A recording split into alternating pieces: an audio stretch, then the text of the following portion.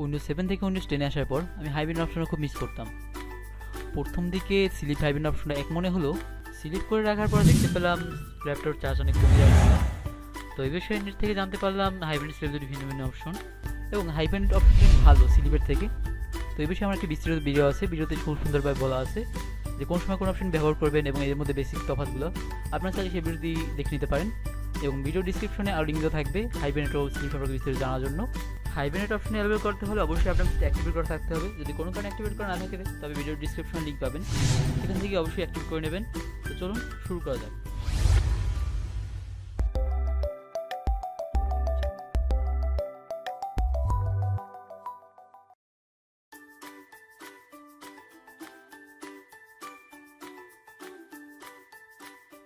সুতরাং দেখাই যাচ্ছে আমার পিসিতে হাইব্রিড অপশনটি এনেবল করা নেই। তো আমি এবার হাইব্রিড অপশনটি এনেবল করতে যাচ্ছি। এজন্য আমাদের প্রথমে কন্ট্রোল প্যানেল যেতে হবে। তো আপনারা যে কোনোভাবে কন্ট্রোল প্যানেল যেতে পারেন, আমি এখানে কন্ট্রোল প্যানেল দিকে কন্ট্রোল প্যানেল যাচ্ছি। তো এখান থেকে কন্ট্রোল প্যানেলে ক্লিক করলাম। তো এখানে কর্নার গিয়ে সার্চ করব পাওয়ার লিখে, POWER।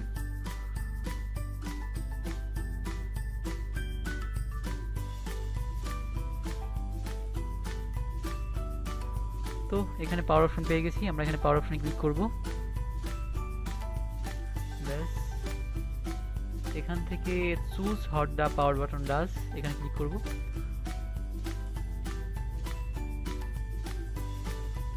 তো তারপরে change setting that are kindly unavailable এখানে একটা অপশন আছে, আমরা এখানে ক্লিক করার পরে নিচে অপশনগুলো এনেবল হবে।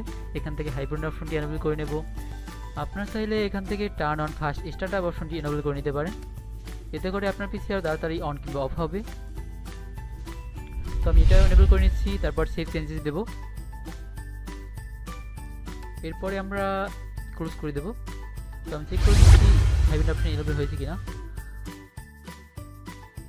হাইব্রিড অপশন এখানে আছে। সো আজকে টাস্ক এখানেই ডান। দেখার জন্য অনেক ধন্যবাদ। ভিডিওটি ভালো লাগলে অবশ্যই লাইক করবেন, ভালো লাগা খারাপ লাগা এবং আপনার সমস্যা জানিয়ে কমেন্ট করতে পারেন, এবং অবশ্যই আমার চ্যানেলটি সাবস্ক্রাইব করতে ভুলবেন না।